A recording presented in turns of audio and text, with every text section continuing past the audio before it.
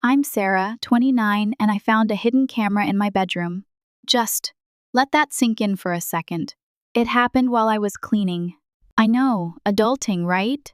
I'd been putting it off for weeks, but the dust bunnies were starting to stage a rebellion, so I decided to tackle it head on. I was moving a stack of old books on my nightstand when I saw it, a tiny black lens peeking out from inside a clock radio I hadn't used in years. I swear, my heart jumped right out of my chest. I froze, completely paralyzed, for at least 10 seconds, staring at that damn camera, as if it was going to come to life and attack me. I've probably watched too many sci-fi and horror movies, but that's seriously what it felt like.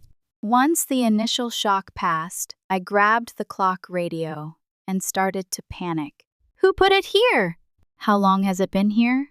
Why is it here? I live alone. I don't have roommates, no pets' allergies. Unfortunately, no one who comes and goes regularly. So, my mind went to the darkest corners of paranoia. Was someone watching me sleep? Watching me change?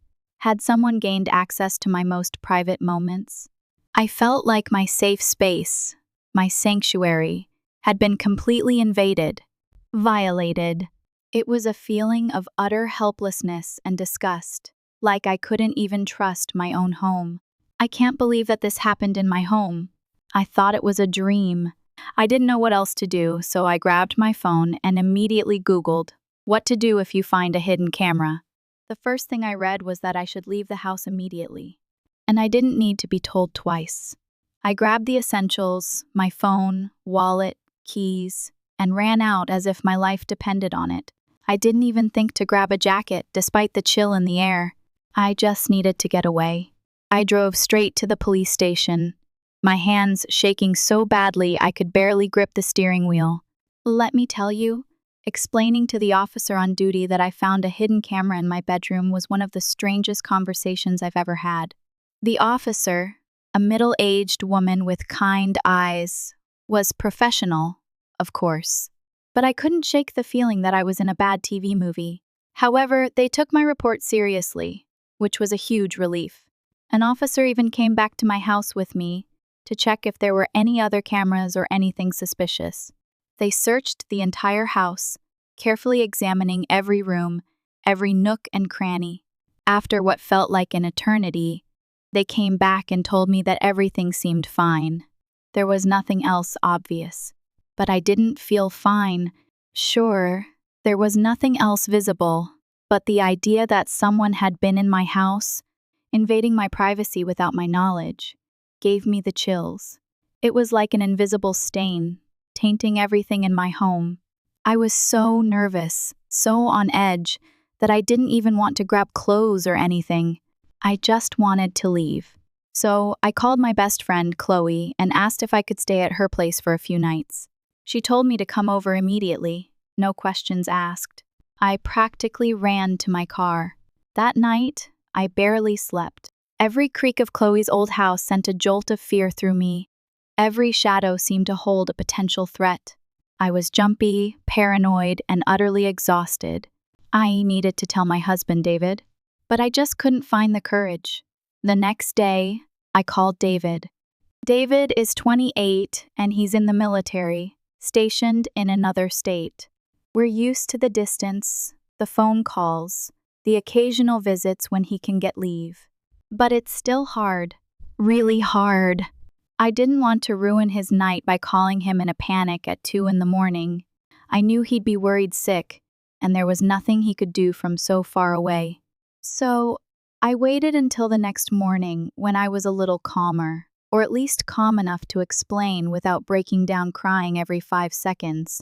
When I finally told him about the hidden camera, there was a long silence on the other end of the line. A silence so profound it felt like the phone line had died. Finally, he said, "Sarah, this isn't just scary. It's dangerous." What if you have a stalker? I started overthinking again, asking him questions like, do you think someone has been following me? Should I check my car for trackers? My anxiety was spiraling out of control. David tried to calm me down, but I could tell he was a little panicked too. He hated being so far away when I was in danger. He felt helpless, and I could hear the frustration in his voice. After discussing it for a while, he suggested something I had been dreading. "Babe, I think you should stay with my parents for a while. At least until we figure this out. Now look, I love David and I respect his family. But his mother, Eleanor, 47, and I, let's just say we're not exactly best friends. She has always been a little too opinionated, a little too critical, and I've always felt that deep down, she doesn't think I'm good enough for her son. Don't get me wrong, she's never been outright mean to me, but there's always this tension between us, this subtle undercurrent of disapproval. Staying at her house felt like jumping from one uncomfortable situation into another. But David was right. I couldn't stay at Chloe's house forever, and I definitely couldn't go back to my own house until the police had a chance to investigate further. So I sucked it up and asked David to call his mom and explain everything to her. I didn't want to deal with Eleanor's questions, or her classic, "Are you sure you're not overreacting, dear?" tone. A few hours later, Eleanor called me herself. Her voice was softer than usual, almost concerned. And surprisingly, her tone was nice when she spoke. "Sarah, pack your things and come here immediately. You shouldn't be alone right now." That took me by surprise. It was probably the kindest thing she had ever said to me. Maybe this whole situation would give us a chance to have a fresh start. I packed my things at Chloe's house, feeling a little safer knowing that I wouldn't be alone that night. Then, I drove to Eleanor's. Her house was only about 30 minutes away, in a quiet suburban neighborhood. To my surprise, Eleanor was genuinely kind to me. She hugged me tightly when I arrived, made me a cup of tea, and listened patiently as I recounted the events of the past 2 days. She even let me sleep in David's old room, which was comforting in a strange way. I stayed there for a week, trying to act normal, but deep down, every little creak and noise made me jump.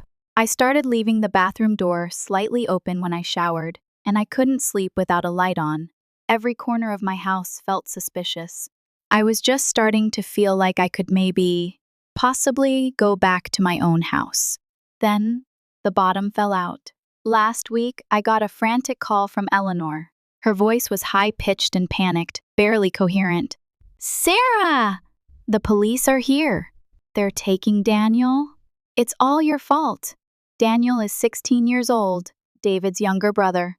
A sweet, nerdy kid who stayed up all night playing video games and was always polite to me. I was terrified, furious, and somewhere in between all of that. I could hear Daniel crying in the background. My mind was racing, trying to make sense of what was happening. "Eleanor, what are you talking about? What's going on?" I demanded, my voice trembling. "It's because of the camera. The police traced it back here. They're saying Daniel is involved," she screamed into the phone. "This is all your fault. If you hadn't called the police, none of this would have happened." I couldn't breathe. This was a nightmare. "I have to go," I said, hanging up the phone. I put on my shoes and practically ran out the door. The entire drive to Eleanor's house was a blur of anxiety and disbelief. I couldn't imagine Daniel being involved in something like this. He was such a good kid. When I arrived, the scene was chaotic. Police cars were parked in front of the house, and several officers were milling around inside. Eleanor was standing in the front yard, screaming and waving her arms, her face red with fury. They told me to go to the police station immediately. As I was leaving, I saw Daniel being led out of the house in handcuffs. He looked pale and terrified, his eyes wide with fear. That's when I found out that the footage from the camera had been sent to the IP address of Daniel's laptop. Sweet, nerdy Daniel, who stayed up all night playing video games and was always nice to me, accused of spying on me. It made no sense. Eleanor was waiting for me in the police station lobby, pacing back and forth like a caged animal. She immediately launched into a tirade, her voice dripping with venom. "This is all your fault. You had to call the police, didn't you? You had to make a big deal out of everything. Now my son is being arrested. You're ruining his life." I tried to defend myself, but she wouldn't listen. She was convinced that I was somehow responsible for Daniel's predicament. David called me shortly after, his voice tight with worry. He was conflicted. He kept saying things like, "Sarah, he's just a kid. He made a stupid mistake. We can't let this ruin his future." Even though I understood his point, I couldn't just cancel a police report. It's not like sending an email and pressing undo. The system was already in motion. The following days were filled with police interviews, lawyer meetings, and awkward silences in Eleanor's house. Daniel wasn't allowed to come home immediately, and Eleanor would go silent whenever she looked at me, her eyes filled with resentment. It hurt, because despite everything, I didn't hate Daniel. I was just disappointed, confused. I kept replaying every interaction I had with him, trying to find signs I might have missed. Had he ever been weird? Had he ever acted out of place? But the truth was, he had always seemed like a normal teenager. A little shy, maybe, but nothing that raised any red flags. Eventually, it was decided that Daniel would do 100 hours of community service, and since he was a minor, his record would be sealed.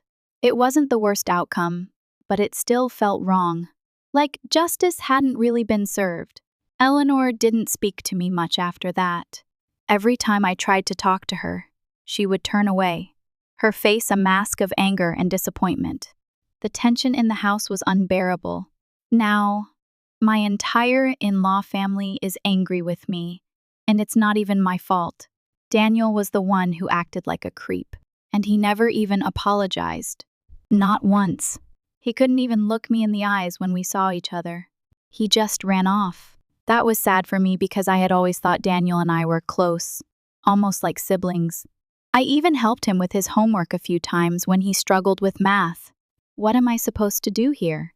Just pretend none of this happened? Sweep it under the rug and let him get away with it? This is so messed up, Reddit. I don't know what to do anymore. I know it's been 3 months since I made that post, but I have some updates. Honestly, my hands are still shaking as I write this because something happened yesterday, and I have no idea how to process it. It was a normal, quiet Sunday. I was in my pajamas reading a book when the doorbell rang. I wasn't expecting anyone, so I assumed it might be a delivery or a neighbor. But no, when I opened the door, it was Daniel. We hadn't spoken since everything happened, and honestly, I wasn't sure if I even wanted to talk to him. He looked terrible, nervous, fidgeting with his sleeves, avoiding eye contact. He was a shadow of the confident, nerdy kid I used to know. "What are you doing here?" I asked, my voice guarded. He shifted his weight from one foot to the other, his eyes darting around the porch. I need to talk to you," he mumbled. I thought, okay, maybe this is the moment. Maybe he's finally here to apologize. I stepped aside and let him in. He sat down on my couch, perching on the edge as if he was afraid to get too comfortable. I didn't know whether to sit with him or awkwardly stand by the door, trying to be a halfway decent hostess. "Do you want something to eat? A soda?" I asked, trying to break the tension. He just shook his head, his eyes fixed on the floor. "No. Let me just get straight to the point." Daniel took a deep breath, his hands trembling. "I'm sorry for what happened to you, but I'm not the one responsible." "Excuse me? What was he talking about?" He was the one whose IP address matched the camera data. He was the one taken away by the police. How could he not be responsible? I felt a surge of anger, mixed with a deep sense of confusion. "Daniel, you were the one who ordered the camera. The evidence pointed to you." He looked up at me, his eyes filled with a desperate plea. "Yes, I ordered the camera, but it wasn't for me. It was for Eleanor." The first stared at him, speechless. The words hung in the air, heavy with disbelief. "Why would you order a camera for Eleanor to spy on me?" He looked so uncomfortable, like he was trying to force the words out of his throat. He was clearly struggling with something, some internal conflict that was tearing him apart. "Finally," he said, his voice barely a whisper, "she told me it was for her office. She said she needed it for security reasons. I didn't think much of it, so I ordered it for her. But Daniel, how did it end up in my house? In my bedroom? I asked, my mind reeling. He hesitated, then said, I think she must have placed it during my birthday party, when we were all at your house. The memory of that day flashed through my mind. Eleanor had been unusually helpful, flitting around the house, offering to refill drinks, tidy up, and generally making herself useful. Had that been her opportunity? I somehow managed to say, Are you telling me that Eleanor did this? That Eleanor put a camera in my bedroom? Daniel nodded, his eyes filled with shame and fear, but then quickly added, I don't know for sure. But I swear, Sarah, I didn't do it. I would never do something like that to you. Then, he broke down crying, full-on sobbing, face in his hands, shoulders shaking. He looked like a broken kid. I didn't know what to do. I just sat there frozen, watching him cry while my brain tried to make sense of everything he had just told me. After what felt like an eternity, I managed to ask, Why didn't you tell me any of this before, Daniel? Why now? He told me that when Eleanor found out I had filed a police report, she pulled him aside and said they won't be able to catch you, and even if they do, you're a minor, you won't do real jail time. But if they find out it was me, I'll go to prison. Daniel said he didn't say anything because he wanted to protect his mom. I get it! He's a kid, a scared, confused kid who thought he was protecting the person who's supposed to protect him. But that doesn't make this whole mess any easier to digest. He kept talking about how he had been avoiding me because he couldn't stand the idea of looking me in the eyes and feeling guilty about everything. He said that every time he thought of me, all he could see was the camera, the police, and the way I looked at him when it all started. And then came the part that really broke me. Apparently, the news spread around Daniel's high school. The kids found out about the whole camera incident. He told me that people started avoiding him, whispering when he walked by, treating him like a criminal. He told me he's been completely ostracized. No friends, no one to sit with at lunch, nothing. And even though he knows he can't make them believe him, at least he wanted me to know the truth. At that point, I couldn't even be mad at him anymore. I was just sad. Sad for him, sad for me, sad for the absolute disaster Eleanor had created and thrown both of us into. I handed him a tissue, and we sat in silence for a while, the weight of everything pressing down on us. Eventually, I asked, Daniel, do you have any idea why Eleanor would do this? Was there a reason? Did she ever say anything that could explain it? He shook his head, his eyes red and swollen. He didn't know. But he mentioned something that stuck with me. Apparently, a few weeks before my birthday party, Eleanor had started making weird comments about me to Daniel. Things like, she's too good for David, don't you think? Or, sometimes I feel like she's hiding something from us. At the time, Daniel said he didn't think much of it. He figured maybe his mom was just being overprotective or, I don't know, nosy. But now, looking back, he thinks she was already planning something. I asked him if he thought Eleanor was trying to catch me doing something. What was she trying to find? Proof that I was cheating? Stealing? Or who knows what? Daniel said he honestly didn't know. I don't know what to do. I haven't told David yet. He's working, and I don't want to drop this bomb on him over the phone. But I know I have to tell him. He's coming home next weekend. A part of me is scared that he won't believe me. I mean, how do you even bring something like this up in conversation? Honey, so your mom might have been the one who put a hidden camera to spy on me. What do you think? At the same time, Daniel's timing seems odd. Why now? Why after 3 months did he suddenly decide to come clean? Is he telling the truth, or is he just trying to shift the blame? I have so many questions and 0 answers. I've been pacing around my house since yesterday, trying to decide what to do. Should I confront Eleanor directly? Should I go back to the police with this information? Should I wait for David to come home and talk to him first? So here's what happened. David got home early yesterday morning. He surprised me. I was pacing around the living room like a caged animal, and as soon as he walked in, I basically blurted out the entire story all at once. I told him about Daniel showing up at our house, about what he said, about how he had been carrying this guilt and fear all this time. I spared no details. Carlos just looked at me for a second, his expression unreadable. Then he shook his head and said, "Daniel is lying. My mom would never do that." The words hit me like a punch to the gut. I had braced myself for disbelief, but hearing it out loud still stung. But I looked him straight in the eyes and said, "David, I saw Daniel. I saw how he cried, how he could barely look me in the face. He's not lying. He's scared, and he's been carrying this all on his own." He stared at me for a long moment, his jaw tight, his eyes filled with a mixture of confusion and anger. Finally, he sighed and ran a hand through his hair. "We need to sort this out. Right now." And in the blink of an eye, we were in the car, driving straight to Eleanor's house. Let me tell you, those 30 minutes in the car were the most uncomfortable and silent 30 minutes of my life. David was gripping the steering wheel so tightly his knuckles were white. I just stared out the window, trying not to throw up. The air was thick with unspoken accusations, with years of unresolved tensions, with the heavy weight of betrayal. I could feel David's inner turmoil, his struggle to reconcile the woman he loved with the accusations I had just leveled against his mother. When we got to Eleanor's house, Daniel wasn't there. Apparently he was out, so we had to wait. Eleanor greeted us with her usual warm smile, acting like nothing was wrong.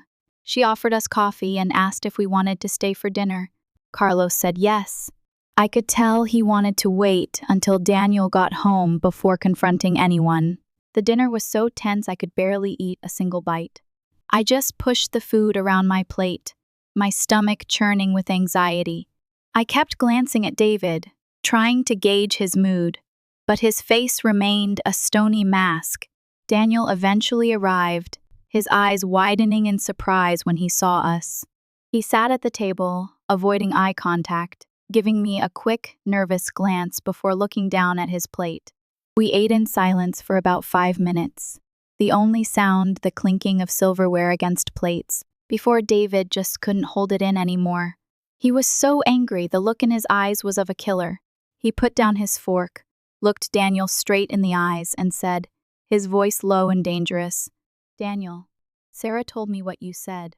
I want to know why you're lying about Mom." Daniel looked at me, then back at his plate, his face pale. I gave him a small nod, a silent encouragement, like saying, "It's okay. You can say it? I'm here." Daniel took a deep breath, sat up straight, and said, his voice trembling but firm, "I'm not lying, David. It wasn't me. It was Mom. She told me to keep quiet." Eleanor turned to Daniel, her eyes flashing with anger, the warm smile gone, replaced by a look of cold fury. "Daniel, that's enough. Stop making up stories." And then everything exploded. Daniel started yelling, his voice cracking with emotion. Eleanor started yelling back, denying everything, her face contorted with rage. David was trying to get them both to calm down, but his words were lost in the escalating chaos. And I was just sitting there, staring at my half-eaten pasta, like it was going to give me answers. I felt like an outsider, a spectator in a drama that was tearing apart a family.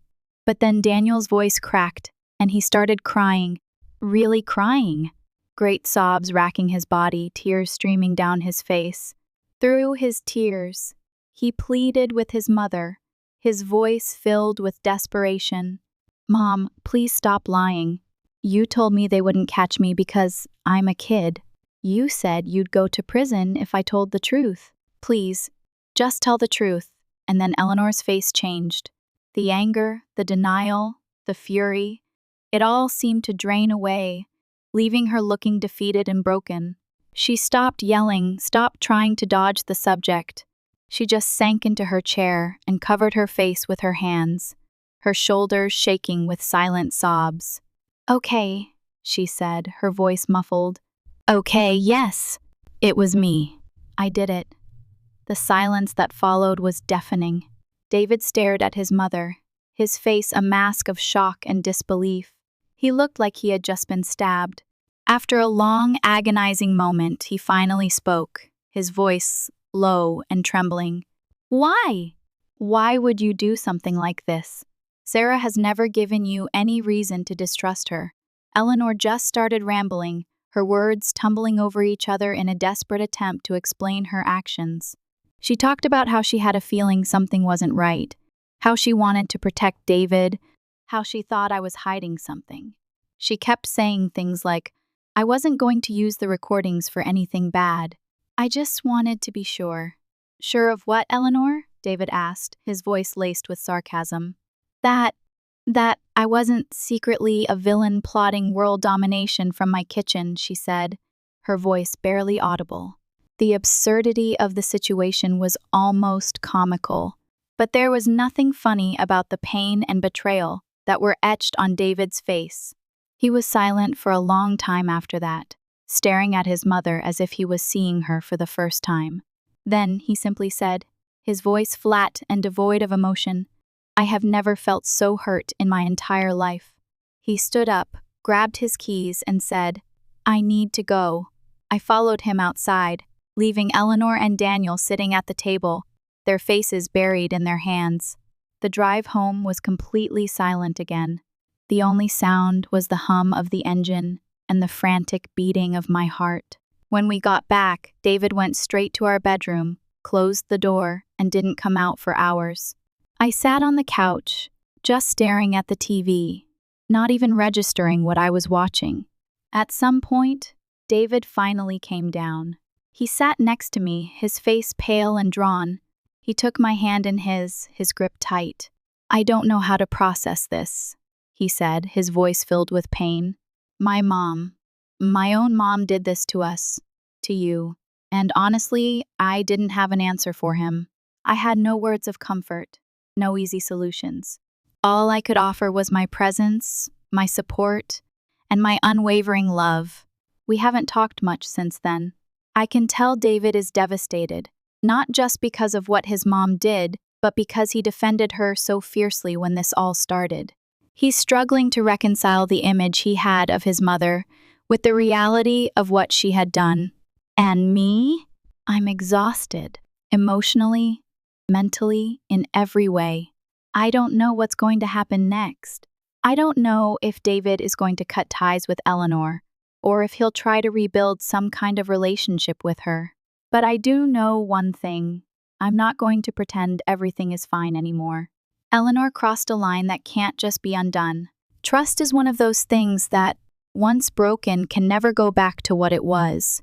For now, David and I are just taking it one day at a time, trying to navigate this mess together. I'll update again if anything major happens. But honestly, I think it's going to take a long time to untangle this mess. David and I have been talking a lot.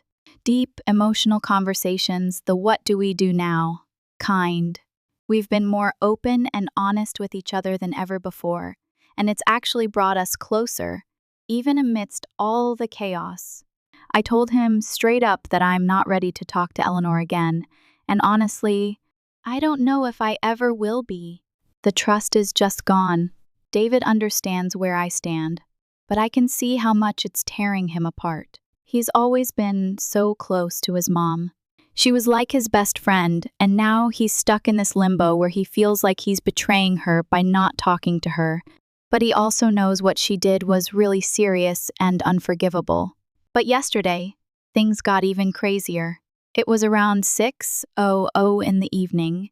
David was in the shower, and I was on my phone in the living room when the doorbell rang. I opened the door, and there was Daniel, with a duffel bag and his backpack. Before I could say anything, he just said, his voice cracking with emotion, "Mom kicked me out." I just stood there, stunned. Eleanor had kicked out her own son? Because he told the truth? The level of her cruelty just kept escalating. I let him in, sat him down on the couch, and asked, "What happened?"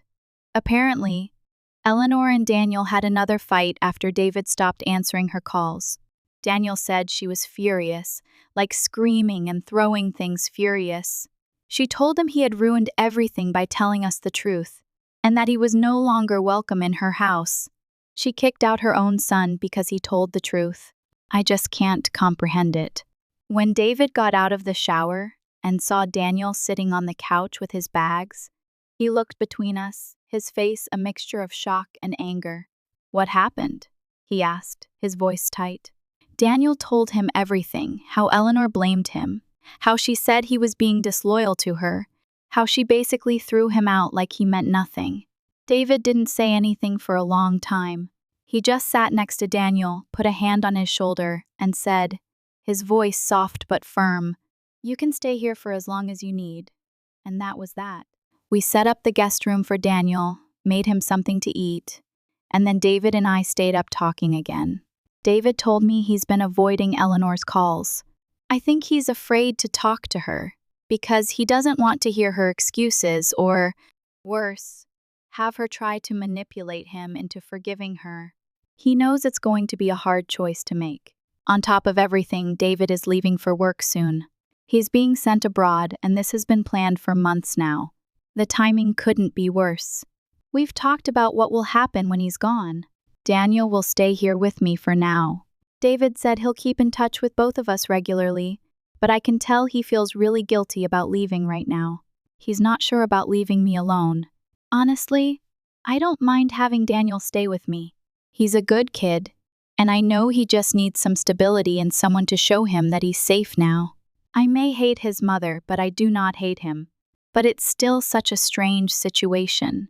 I never imagined I'd be here, essentially acting as a guardian to my teenage brother-in-law, because his mom turned into a villain. Oh, and Eleanor? She's been trying to contact David non-stop. Texts, calls, voicemails, you name it. Some are angry, accusing David of choosing me over his own mother. Others are desperate, begging him to come see her so they can talk. But honestly, I don't think David is ready to face her. And I don't blame him. For now, we're just taking things one day at a time. Daniel is here, he's safe, and that's what matters. David and I are just trying to stay afloat and support each other through this. It's what we are supposed to do. After talking it over with David, we've decided that we need to do better for Daniel, even if that means my mother-in-law facing consequences. And let's be real, my mother-in-law needs to face consequences. It's not just about what she did with the camera. Blaming her own son and making him suffer for it is beyond cruel. This is about a child, her own child, being manipulated and damaged by her actions. So, we've reported this new discovery to the authorities. Daniel has given his statement, recounting everything that happened from his perspective. Now, it's up to the police to continue their investigation and do what they think is best. Eleanor has already found out about this because the police have contacted her. And while she's been calling David, Daniel, and even me, none of us have answered. We were advised that it could interfere with the ongoing investigation, and frankly, I don't want to talk to her anyway. David has already left for his work assignment. He's thousands of miles away, and I miss him terribly. But he's left me in charge of handling everything necessary to bring his mother to justice. It's a heavy responsibility, and I'm terrified, but I know I'm doing the right thing. For Daniel, for David, and for myself. Saying that everything has exploded would be an understatement, but I can't think of another way to describe what's happened with Eleanor. It's been the worst week of my life, but also the most rewarding. With Daniel's help, it wasn't hard to prove that Eleanor was involved in all of this. We still had some messages where she incriminated herself. That was enough to clear Daniel's record, which, while sealed, was still something that needed to be made right. He deserved to be free of suspicion, to have his name cleared. But it was also enough to get Daniel some kind of justice for everything he's been through. At this point, everything I went through, the fear, the violation, all of it pales in comparison to what Daniel has suffered because of his own mother. The betrayal and suffering that she put him through. That's why it's a good thing that the truth has come out. Even if something like this doesn't completely clear Daniel's reputation, I hope it sets him on the path to healing. It makes the most difficult moments almost bearable. As for Eleanor, she's had to pay a $1,000 fine and will serve 90 days in prison for what she did. plus an additional 6 months for using her son to avoid punishment. It's more than the authorities initially recommended because of our involvement. Honestly, I don't think it's enough for everything she's done. But at least she's lost custody of Daniel and also her job. This is finally starting to feel like justice. As for Daniel, who we now have custody of, we've transferred him to a new high school. We all know how brutal high school can be when it comes to things like this. Once a rumor spreads, it's hard to stop it, no matter how much the truth comes out later. It's better for him to start fresh, without the weight of what his mother caused hanging over him. This has given him a lot of relief, because going to his old school had become torture due to the bullying. He said he already feels lighter and more hopeful about the future. David still hasn't returned from his work assignment, but I've been keeping him updated constantly. He said he's proud of me,